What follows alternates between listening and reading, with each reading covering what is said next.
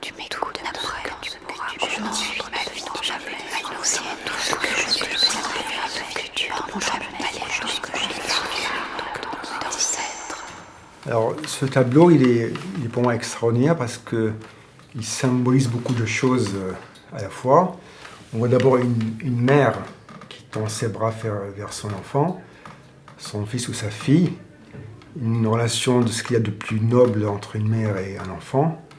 Et puis on a l'impression que l'enfant, il s'envole vers sa maman. Et entre les deux, en dessous, il y a cette colombe ou ce oiseau qui est aussi un symbole de liberté. Donc de tous les points de vue, ce tableau, que ce soit le dessin et les couleurs, je le trouve extrêmement émouvant. Donc symbole de liberté avant tout. Liberté que malheureusement on n'a pas tous la chance d'avoir aujourd'hui.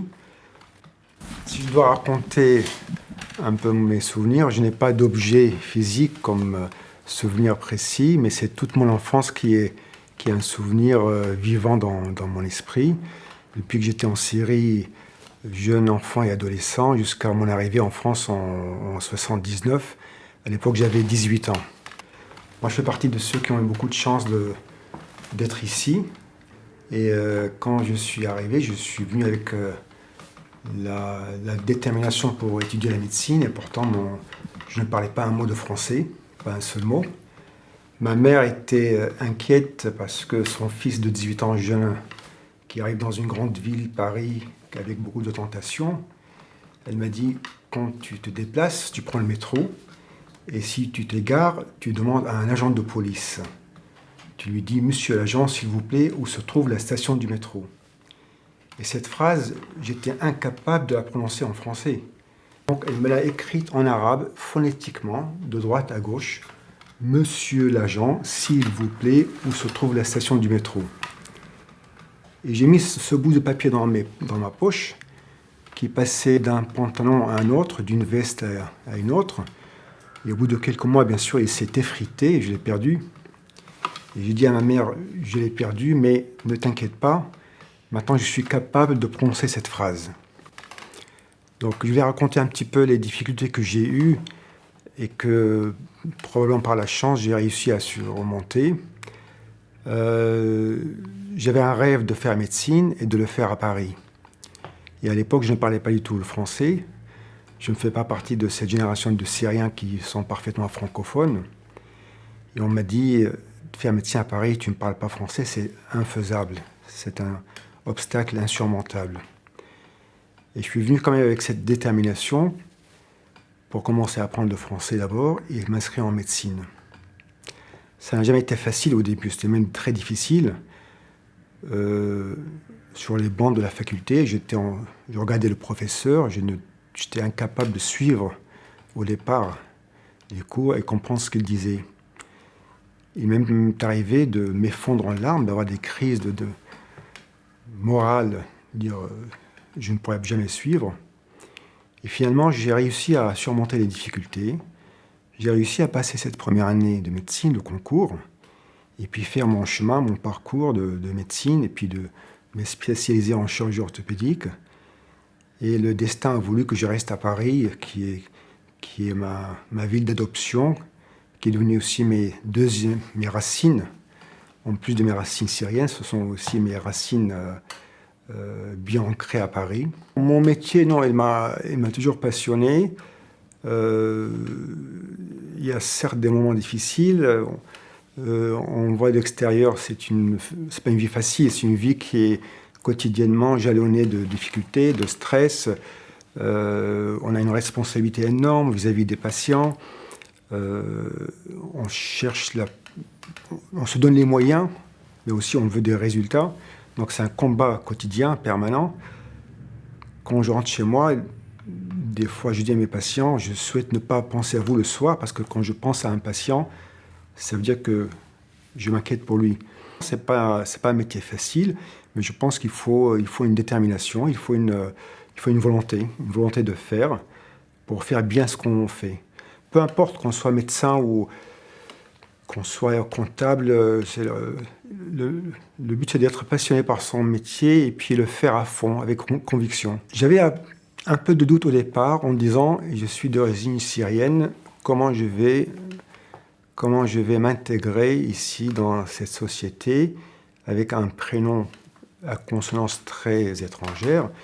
Et finalement, ça n'a jamais été un obstacle. Au contraire, je m'amuse à traduire mon prénom en français. Et je dis aux Français, mon prénom, ça veut dire le bienfaiteur. Mohsen, c'est le bienfaiteur en français.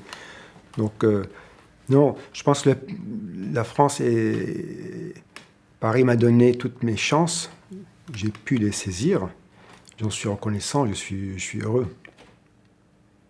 Il faut se fixer des rêves, il faut se fixer des objectifs. Même si ces rêves sont très difficiles, plus le rêve est grand, plus il est difficile à réaliser. Donc plus il faut travailler pour le réaliser, pour surmonter les difficultés.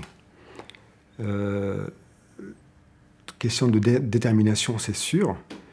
Et puis de croire en son destin. Je dirais plus forcer le destin que le croire. C'est-à-dire, il y a une partie de mon destin qui est entre mes mains. Il est entre mes mains, je peux orienter ce destin, je peux y arriver avec ma volonté. Une volonté de faire, elle peut anéantir les obstacles. Alors je pense qu'il faut la volonté, il faut aussi de la chance sans doute. Il est facile de dire avec le recul, j'ai de la volonté et je suis arrivé. Mais ça ne devrait en tout cas jamais être un obstacle de dire trop difficile, insurmontable et je ne pourrai pas réussir. Peut-être qu'on ne réalisera pas le rêve complet qu'on s'est fixé, mais au moins on va parcourir un bout de chemin et qu'on sera très heureux de l'avoir fait.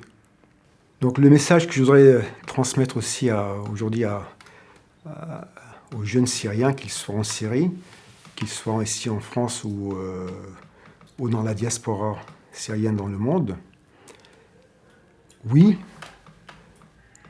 on vous a volé votre jeunesse, l'humanité vous a volé les plus beaux jours de votre vie, mais la vie reste là, elle est devant vous. Il faut y croire, il faut la saisir avec pleine de responsabilité, il faut y croire, avoir de beaux rêves, des grands rêves, même si vous semblent très difficiles, mais il faut y croire. Plus le rêve est difficile, plus il est beau, plus il est difficile à réaliser, mais aussi plus il faut travailler. Et après, une fois que vous avez réussi votre rêve, même partiellement, vous enraciner dans votre pays d'accueil devient bien secondaire, beaucoup plus facile.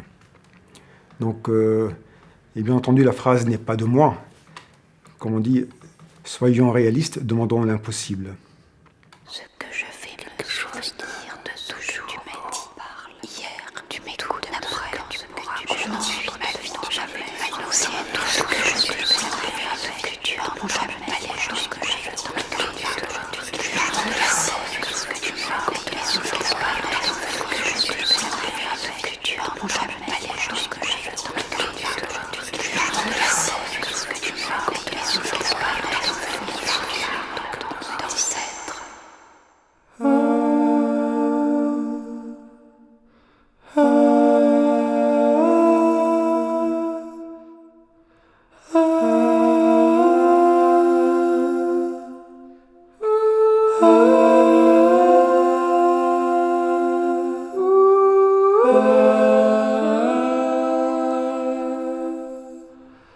Ah